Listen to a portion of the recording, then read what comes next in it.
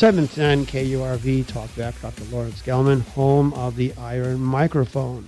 Streaming live on KURV.com, 1-800-580-8255, 1-800-580-TALK, the home of scientific conservatism. We look at things differently here than others in the media.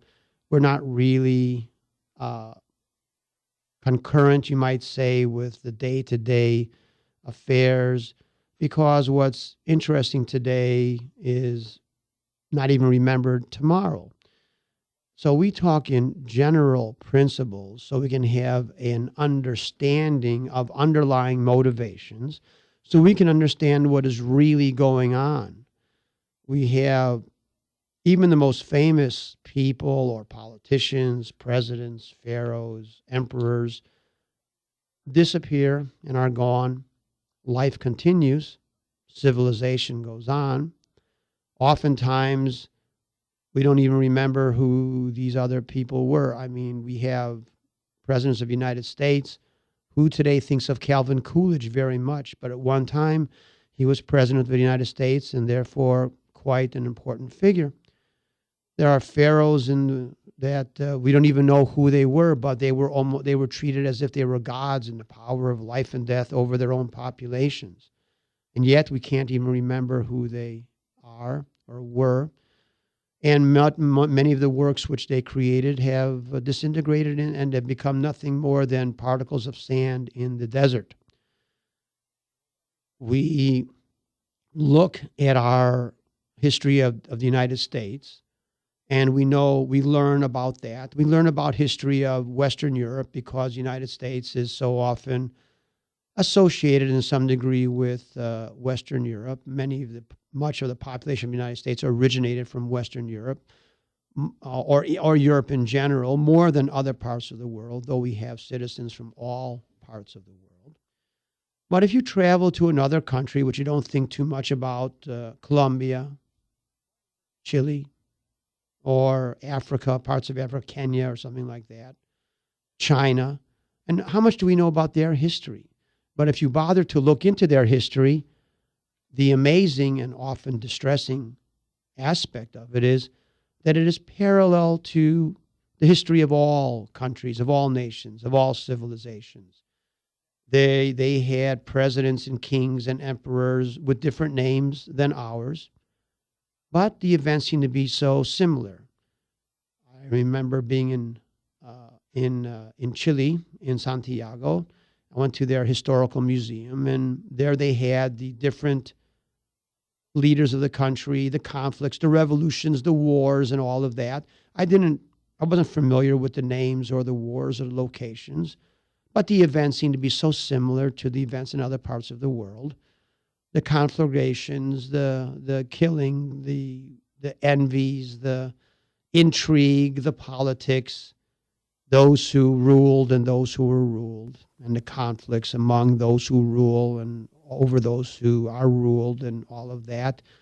They seem to be so similar because they are so similar. And why are they similar? Because we're all human beings. And as human beings, we have the same anatomy. The anatomy of the individual in the United States is the same as the anatomy of the individual in any other country. And as the anatomies are identical, the psychologies are identical.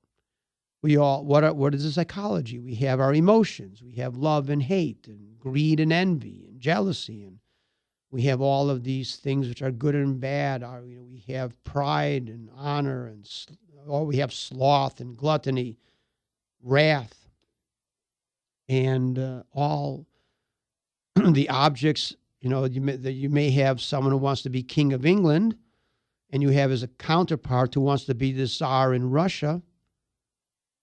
They speak different languages, and they live in different localities. But if you look at the psychology of those individuals and how they behave, the way they behave, it's the same, isn't it? It's all the same.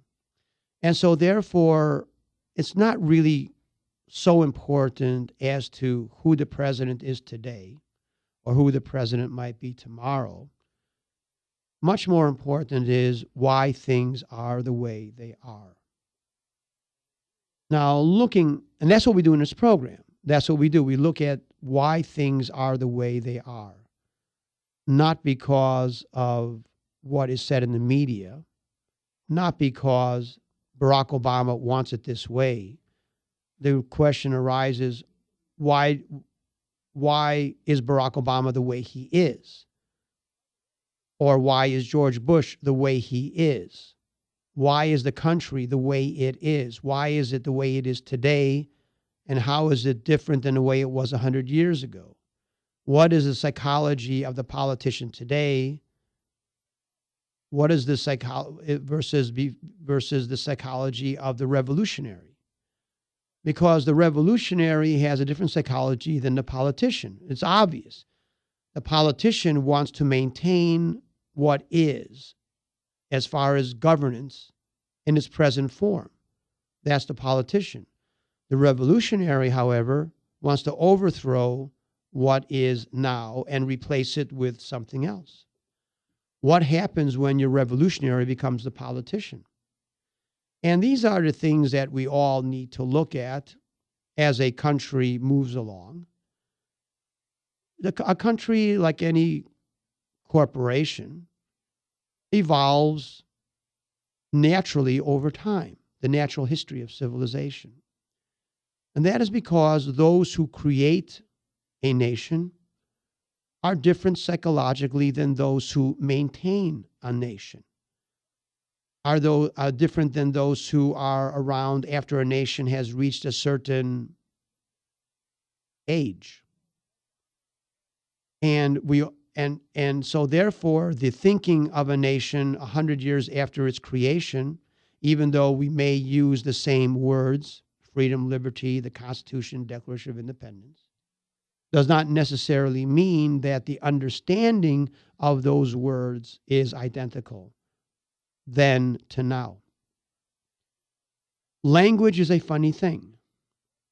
A word can have many subtle differences. The context in which a word is placed may change its ultimate meaning. Common words mean different things at different times, even to the same person. A very common word is the word love. It's a single word, 4 letters. We think we understand it. But once you discuss it, you find out, there are many subtleties associated with it. You have love, but certainly we understand that the love of a spouse is different than the love of a child, of a son or daughter, is different than the love for a relative, is different than a love for a friend, is different than the love for an inanimate object. I love my car. Is different than the love for a pet. And so even that word which we think we understand, how many differences, how many subtleties are there which of course make a huge amount of differences. If I say I love my wife and I love my children, certainly, it is understood that I'm not saying exactly the same thing, that the quality of that love is quite distinct between loving of a spouse and loving of one's child or children, loving of one's pet. Obviously, these all are very different in their connotation. So language, and of course it could be interpreted various different ways. I mean, if there's someone on trial for pedophilia, obviously the word love or the interpretation of love for the child is one not considered socially acceptable. The same type of love, I don't want to get sick here, but the same type of love for a spouse is not appropriate for one's child, or which is incest, or for someone else's, or another child, pedophilia. And so if you look at it that way, all right, you look at it that way and you say, okay, I love this person, and you say, well, wait a minute, what does it you mean? even with a word we think we understand. So we are constrained by words to explain our ideas, and our ideas can only be explained verbally or in writing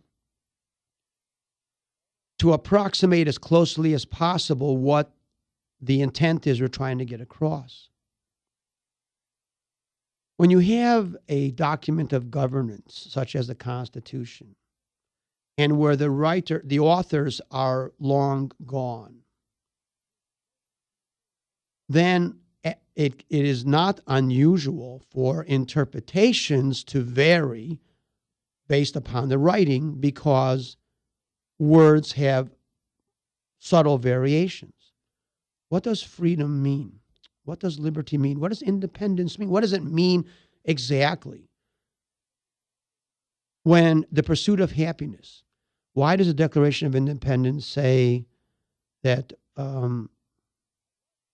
that as far as the pursuit of happiness, we hold these truths to be self-evident, all men are created equal, they are endowed by their Creator with certain unalienable rights, and among these are life, liberty, and the pursuit of happiness.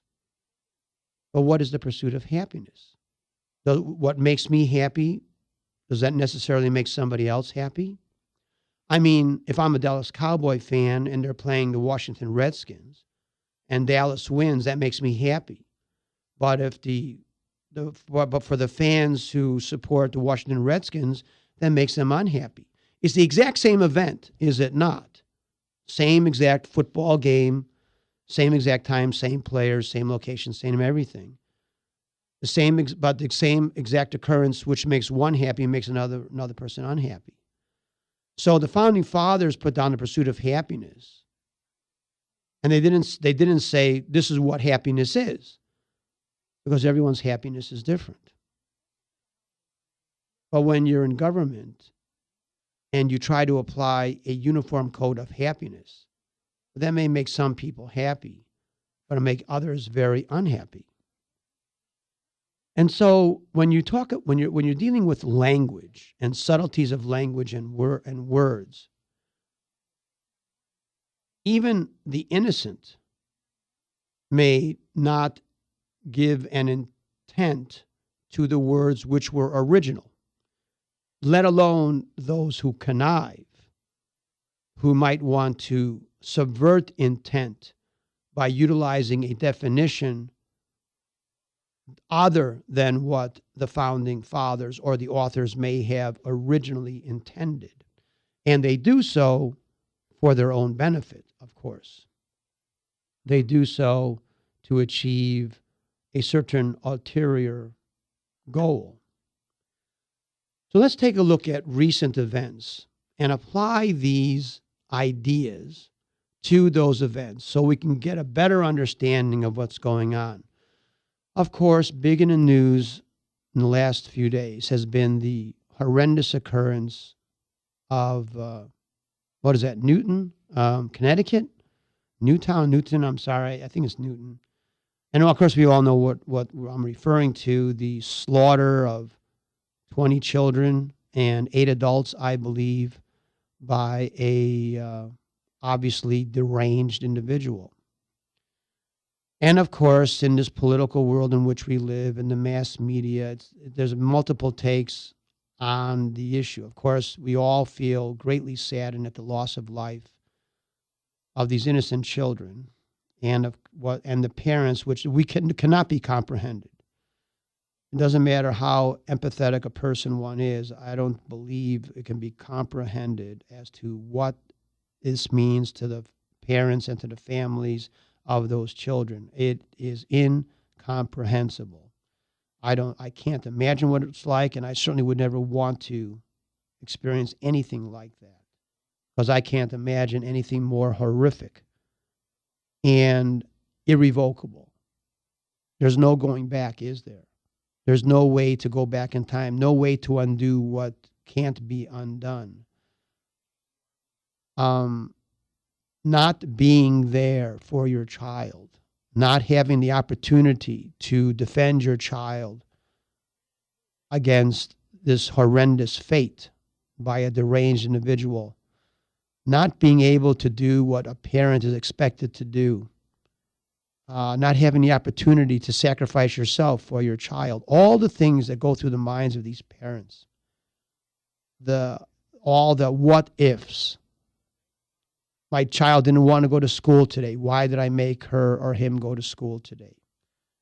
Why wasn't I there? Why wasn't there a warning? Why wasn't it someone else's child? Why was it my child? Why? I mean, all the things that will be with these parents for the rest of their lives. And their life will never be the same again. Never. Nothing in their life will ever be the same again. And the recrimination, the self-recrimination will always be there, even though there was nothing that could have been done. It doesn't matter, because as a parent, you feel an obligation, and you have not fulfilled that obligation through no fault of your own, where nothing could have been done. It doesn't matter. You have a duty and obligation, we feel as parents, and even though nothing could have been done, it doesn't really make the burden less. It doesn't make the guilt less. It doesn't make the emotion less. And that will be there forever. And it will impact that family in forever, in one form or another. Just the irrevocable nature of it. There's no new season. There's no springtime again. There's no, there'll always be a next year. It's never going to be spring. There's never going to be a next year. There's never going to be another opportunity. It's gone. And that is not going to change. No matter how much you pray, no matter how much you beg, no matter how much you dream, there's just no way of undoing what has been done. Unfortunately, with events like this, there are always those who seek political advantage. And so therefore, that is what we're going to address. You have this deranged individual who had weapons, guns, and slaughtered a bunch of innocent, defenseless children in a manner that cannot be fathomed. Because those of us who are normal people could not fathom doing anything like that, how it's even possible to do something like that. And for us to it is impossible for those of us who are normal people to put ourselves into that frame of mind. Absolutely impossible. There's no way, unless you're deranged yourself, there's no way you can put yourself into that frame of mind. You can try. It's not possible. It can't be done if you're a normal person. So I think we can forget about that, rationalizing. It cannot be rationalized. So let's take a look at, so now that we have these calls for gun control, which is a natural knee-jerk response to the situation. The feeling being, well, if there were no guns, if no one had guns, this couldn't have happened. At least there couldn't have been such a mass murder. If it had been a knife, maybe one or two children. Of course, for those one or two children, for them, it doesn't matter that there was nobody else. For them, it's 100%. It's all or none, isn't it? And for those parents, it's all or none. They don't feel better because the other child didn't get killed. They only feel the same misery because it was their own. And so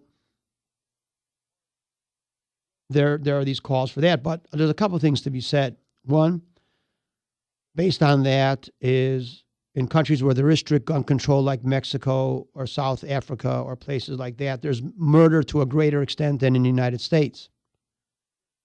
Where there's gun control in the United States, there's more murder than when there's no gun control in the United States, relatively speaking.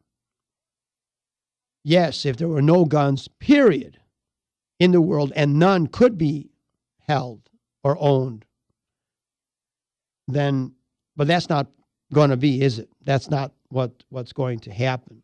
So let's take a look at the situation. The amendment, the United States we have a Constitution, and everyone's talking about the Second Amendment today. And what does the Second Amendment say? The Bill of Rights, which is a well-regulated militia being necessary to the security of a free state, the right of the people to keep and bear arms shall not be infringed. Let's talk a little bit about the Constitution first in general. The Constitution is divided into two parts. You have the 7 Articles and the 10 Bill of Rights, which were the first 10 amendments called the Bill of Rights. The Articles of the Constitution essentially discuss the relationship between the federal government and the state governments and the national implication of actions. Where it deals with individuals, it's only when individuals have a national impact. For example, treason. The Constitution in the first 7 articles talks about treason.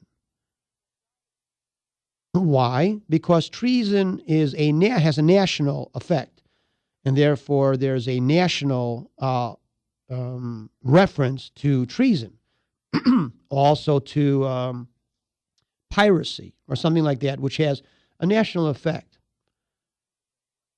So the articles of the Constitution deal with the relationship between the federal government and the state governments, and only on an interstate or international, national type of effect that an action can have. The Bill of Rights is different. The Bill of Rights discusses the relationship of government to the people, the rights of the people, the protections of the people against the government or from the government, the rights of the people, the right to free speech, religious exercise, protections against home invasion, to bear arms, and a number of other rights, and the rights not specified, which are included in the 9th and 10th Amendments, which grant any new rights to the citizens or to the states. So let's take a look at the Second Amendment, which we've already said. The Bill of Rights discusses the relationship between government and the people. The issue of militia comes up in the articles as well. It is not solely in the Bill of Rights and the amendments. It is also in the articles of the Constitution. And that's important to understand. The militia in a state has a requirement to respond to national events. That is why the militia is also included in the articles of the Constitution. The militia is included in the articles of Constitution, Article 1, Section 8, the powers of the Congress. And in Article 1, Section 8, it says, regarding the militia, that the Congress has the power to provide for calling forth the militia to execute the laws of the Union, suppress insurrections, and repel invasions, to provide for organizing, arming, and disciplining the militia, and for governing such part of them as may be employed in the service of the United States in capital letters, reserving to the states respectively small letters, which means the individual states, the appointment of the officers and the authority of training the militia according to the discipline prescribed by Congress, the federal Congress, big C, Congress. Okay. So clearly the militia can be called forth by the federal government in times of national emergency, insurrection, invasion. But the articles of the Constitution define the relationship between the federal government and the states.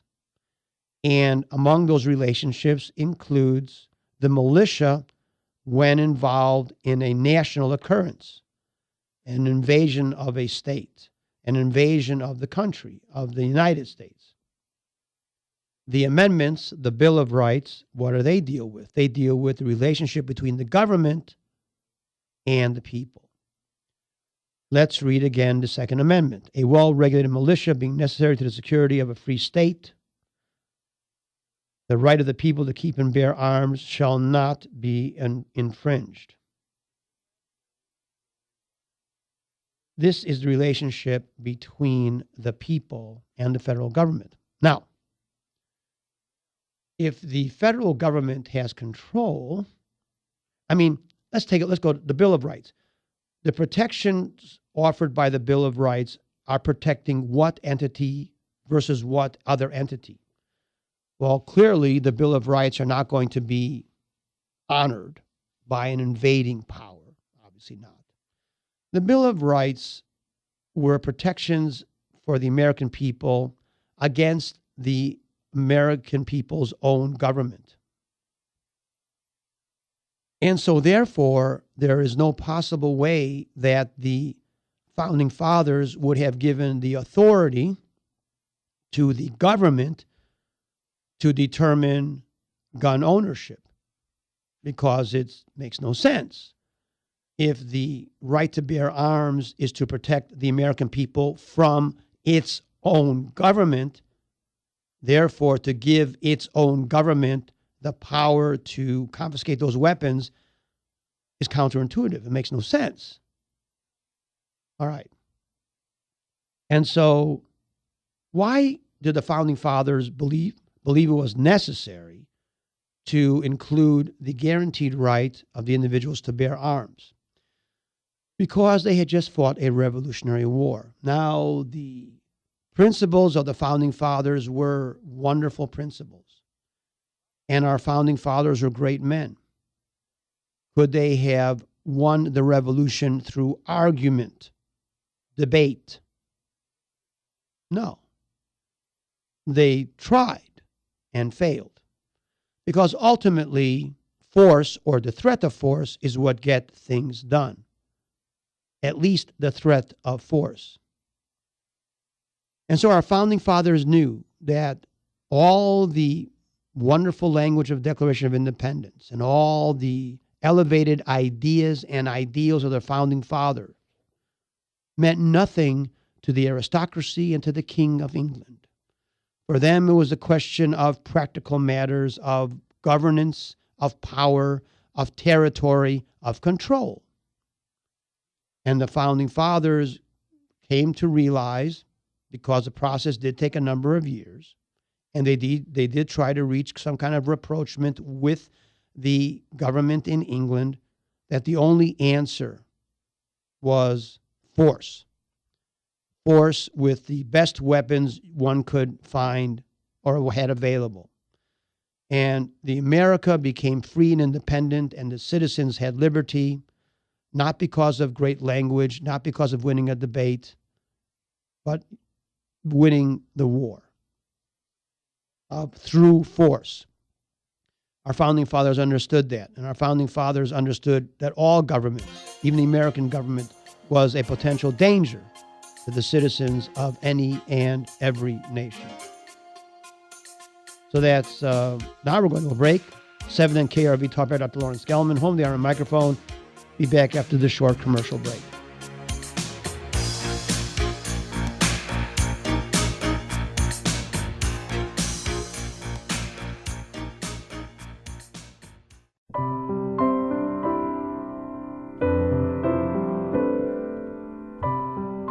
Okay, we're back.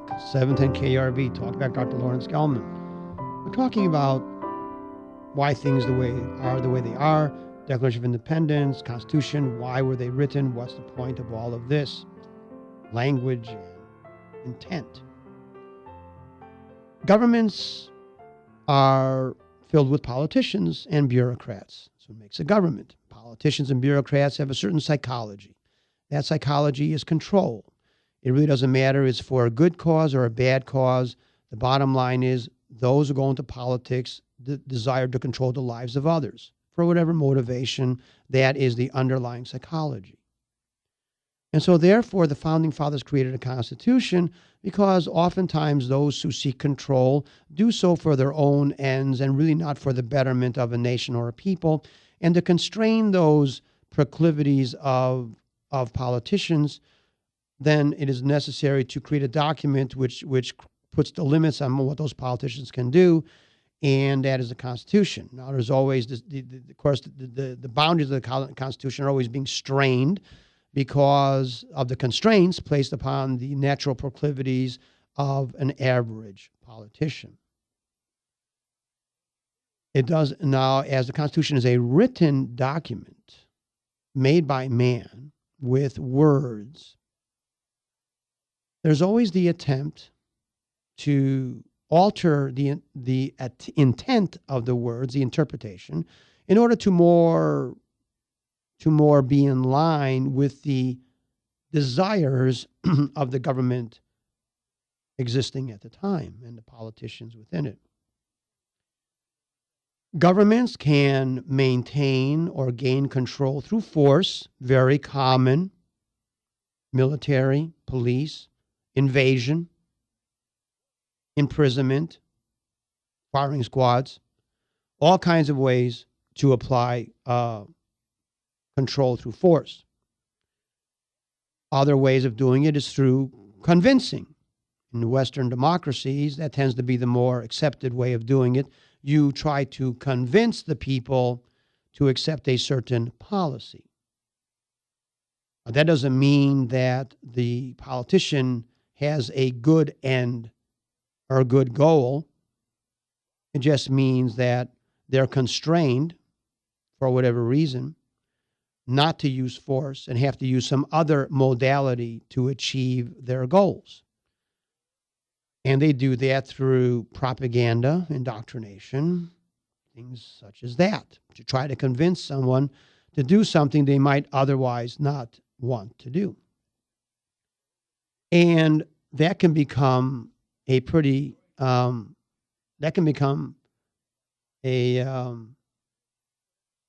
nasty in some ways. If when you have a bear, why do you have a bear trap? You lure the bear to a site so that he'll fall into the trap. For some reason or other, you can't do it on your own because the bear is too strong or whatever. And so you create a trap, but to get the bear into the trap, you have to lure the bear into the trap. And then once in the trap, well, you've got him. So the government wants to get to a certain goal, to a certain endpoint, which maybe the people are not in favor of. So you have to lure the people into the trap.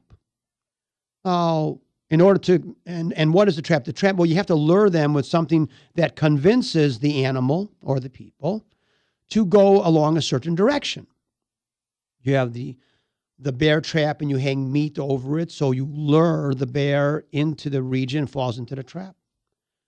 How do you attract a human being into a course of action? How do you entrap someone into a course of action? Well, you create an emotional environment which makes the person think it was their idea to do it. In World War I, the American people did not want to be involved in Europe. And of course, it was something that our founding fathers said we ought to avoid. After all, the United States was created by those fleeing Europe. Why would we want to get involved in the politics of Europe? Politicians being what they are and their self-aggrandizement and wanting to rule the world, you had President Woodrow Wilson, who wished to stand astride of the world because he was an egomaniac and Northeastern elitist who felt that he was smarter than anyone else.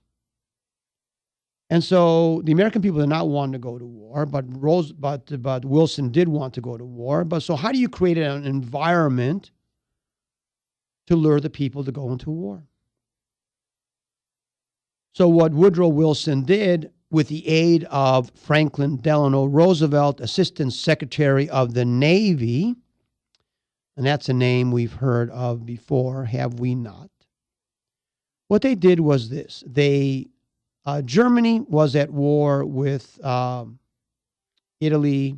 Germany, Hungary, the Ottoman Empire, Turkey were at war with England, France, and Italy, and whoever else. And it was kind of a stalemate. And of course, the Western powers were very interested in the Western powers. England and France wanted the United States to get involved, not because we're such a great country, but because we're a powerful country and maybe shift the balance of power towards their side against the Germans. One advantage the Allies had versus the Axis powers one of the advantages the Allies had is that England spoke the same language as those of us in the United States. And so, but how do you convince the American people to go to war? Well, propaganda, this and that, nasty Germans, butchering children, whatever. But what didn't work. So what found, because the American people did not want to go to war in Europe. They did not want to send their sons and daughters to go to war in Europe for Europeans, those from whom we escaped. How often we forget is that's where we escaped from, the jailers of Europe. And so what we did in World War I was Roosevelt came up with the idea that what we would send arms to our English friends and on unarmed merchant marine ships. And by doing so, draw the wrath of the Germans because obviously we were supplying their enemies, which is an act of war. Okay, it's an act of war. And so the Germans warned the American government that if the United States did not stop aiding and abetting the enemies of Germany, that Germany had no other option but to sink those ships because it was their obligation as a nation at war to win the war. And everything that was an obstacle to their winning the war, they had to be overcome. The United States, in the underhanded manner of sending munitions on unarmed merchant marine ships, when they could have easily have sent them on at least battleships, was with the intent of propagandizing the American people, making it appear that the Germans were sinking unarmed merchant marine ships that were bringing across just necessary civilian supplies such as food or clothing or something like that. So with the drumbeat of war and with the aiding and abetting of the useful dupes in the media, which is a function that they've had from day one, which is aiding and abetting whatever the government wants. They're not independent at all, as we are told, but they are a part of the government, the propaganda arm of the government, masquerading as independent entity. The sinking of the American merchant marine raised the emotional level of the people, and to get the Congress and the Congress to get the people, whatever, to declare war on Germany, which is exactly what Wilson and Franklin Roosevelt wanted. And the United States went to war, joined with the France and England, destroyed Germany, and created a political environment which led directly to World War II because of all of the look. The Germans were no more culpable in that war than anybody else, and but because they lost, and the only reason they lost was because the United States entered the war on the other side. Because they lost the war, they were put under draconian conditions, basically, which destroyed the German economy and really weakened and hurt that nation, which led directly to the arising of Adolf Hitler and the Nazi Party in response to the denigration which the Germans had suffered under the French and English, and to a great extent. And so this led directly to World War II. And another war broke out in Western Europe, or in Europe, not just Western Europe. And, of course, the English, once again, being on the short end of the stick, sought the aid of the United States in order to bail them out. Once again, the American people did not want to send their sons and daughters to get killed in a land war in Europe. But Franklin Roosevelt, that's exactly what he wanted. And yes, it is the same Franklin Roosevelt. And interestingly enough, he did exactly the same thing. He created a bear trap called Pearl Harbor, in which he lured the Japanese into attacking Pearl Harbor. What was the bait that Franklin Roosevelt used? He placed an oil and steel and iron embargo on Japan. That's an act of war. He blockaded Japan. That's an act of war. and he attacked Japanese shipping, which is an act of war, and also attacked German shipping in the North Atlantic, which is also an act of war. All of this without the American people becoming aware. The Japanese sought negotiated peace or negotiations with the United States. They were rebuffed by the Roosevelt administration. Why did Roosevelt want to go to war? Because Roosevelt was a fascist communist. He admired Stalin, as most fascist communists in the Roosevelt administration. They admired Stalin. And for a time, Hitler. They admired Stalin more than Hitler, which is why they sided with Stalin over Hitler. The United States went to, so the United States wanted to go to war, not in 1939 when the war began in Europe, but in 1941 when Germany attacked the Soviet Union.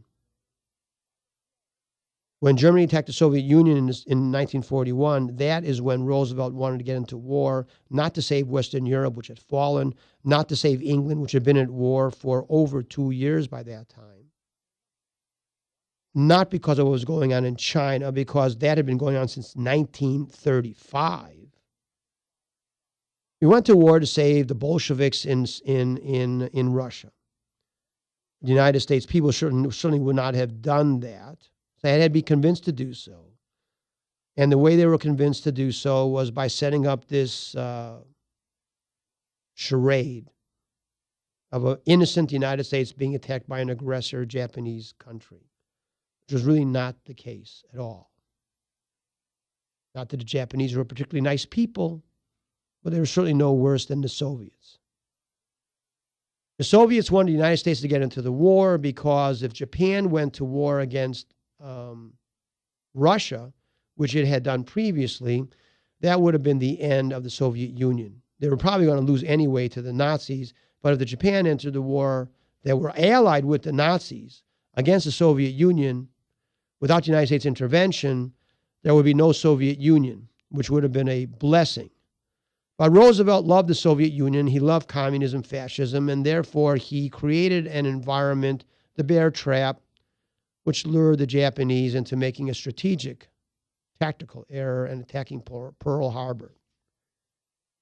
And so the government set up the bear trap, and we went to war, and we wiped out all the enemies of Stalin. The United States went to war in 1941, not to free Western Europe, but to eliminate the enemies of Stalin and to eliminate the enemies of communism. That's all there is to it. Pretty basic. Not what you've read in the books. Fast forward to today, and I'm running out of time, so let's talk about what happened in Newton, Connecticut. Government does not want the people to have weapons because government understands that weapons are what protects the American people from government encroachment. That's why we won the Revolutionary War. Not because of words, but because of guns. Government fears guns in the hands of the people, which is why government always confiscates guns in the hands of the people. Government does not care about the welfare of the people. They only care about the welfare of the government. And so, what can the American people do against the might of the American military? Well, I'll tell you what it can do. The United States did not even have an army that defeated the most powerful army at the time. The English army was the most powerful military in the world. Going against the American people, didn't even have an army. And who won? The American people won. I can assure you that the odds of the American of the colonists beating the British army were considered impossible at the time.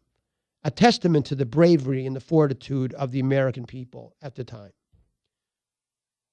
Governments always fear the people because government wants to control the people, and government wants to maintain control. And the less force the people had, the better it was for the government.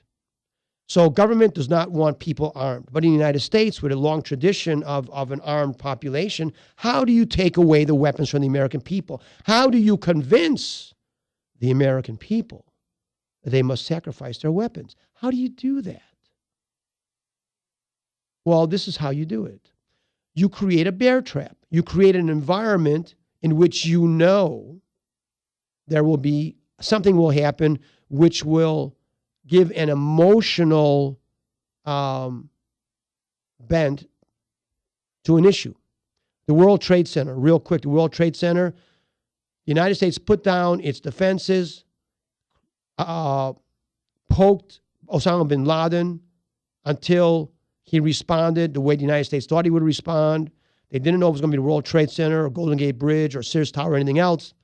They knew there would be a response. That's why we put our arms down waiting for the response to justify the reaction, which came to be invasion of Afghanistan, invasion of Iraq, all conspired within the American government. Don't let anyone kid you otherwise.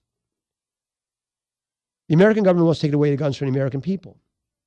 And so they created an environment which lures the deranged to murder, because they're deranged, but not so deranged that they are going to, they're going to attack a police station. Why don't they ever attack police stations?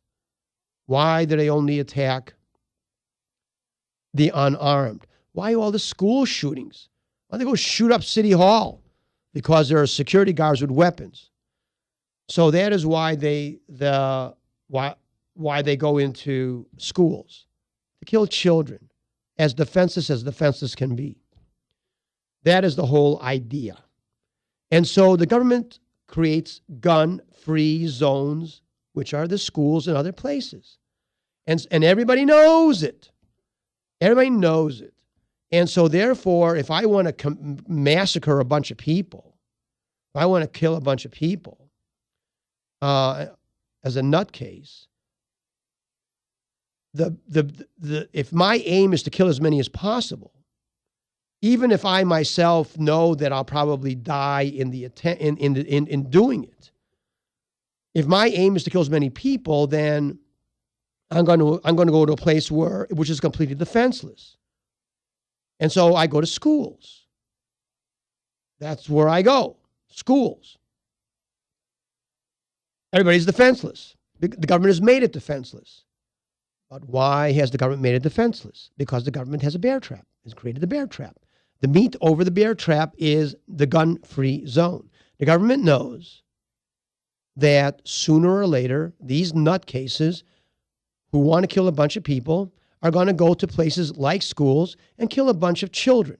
You kill a bunch of children, people go nuts, justifiably. And they want to react. And so they said, the guns are the reason all those children were killed. Take away the guns. Well, they took away the guns from the people in Mexico, and there's murder rate there is much higher than the United States. That is why these Mexicans get kidnapped, because the kidnappers know the Mexican people are unarmed. America's a little bit different. And so the government then takes in the conspiracy, the government then takes the opportunity to promote the policy that it's always wanted, whatever that policy is, whether it's going to war in Iraq, whether it's going to war to save the Soviet Union, whether it was going to give Mao Zedong China, whatever the goal of the American government is, it creates the environment which permits the natural sequence of events, maybe not today, maybe not tomorrow, but eventually. But eventually. It took years for Osama bin Laden to attack the World Trade Center. We created the environment way back during the Gulf War, which was what? I forgot already, 1991, 1992. We created that environment, and it took 10 years for the response. But the response came, and America did exactly what it had wanted to do forever, which was invade the Middle East. And that's what we did. The United States government wants to confiscate weapons from the American people, and so creates an environment which creates a scenario which will make the American people believe it's their idea. Take away the guns, it's the idea of the American people. In the heat of the emotion, the heat of the event, the emotion, the American people think, oh, it was their idea, when all along it was a government conspiracy. That is why the government, despite everything that has happened in the last few years, the government maintains the gun-free zone, because they know that these events will continue to occur, and stir and stoke the emotional fervor in the American people until the government gets its way, which is what? To preserve the government by removing the weapons from the American people, to remove the means from the American people to defend itself in the ultimate defense against the federal or any kind of government. And there you have it. And there it is. And you're not going to hear it anywhere else because everybody else looks at the surface. We go beneath the surface. We look at why something happens. Not just because it happened, not because the people that are in it, but why they do what they do. The underlying motivations, the underlying causes, the underlying reality. So we can come to a conclusion based on rational thought in a calm manner, putting aside the emotion and understanding what is really going on. We live in a fascist dictatorship. The American government is the enemy of the American people. The American government is the enemy of the founding of the nation. The American government is a bunch of fascists, which is as distinct from the founding fathers as Stalin is from Thomas Jefferson. And there's your answer. Time is up. 7 KRV. Be back after this break.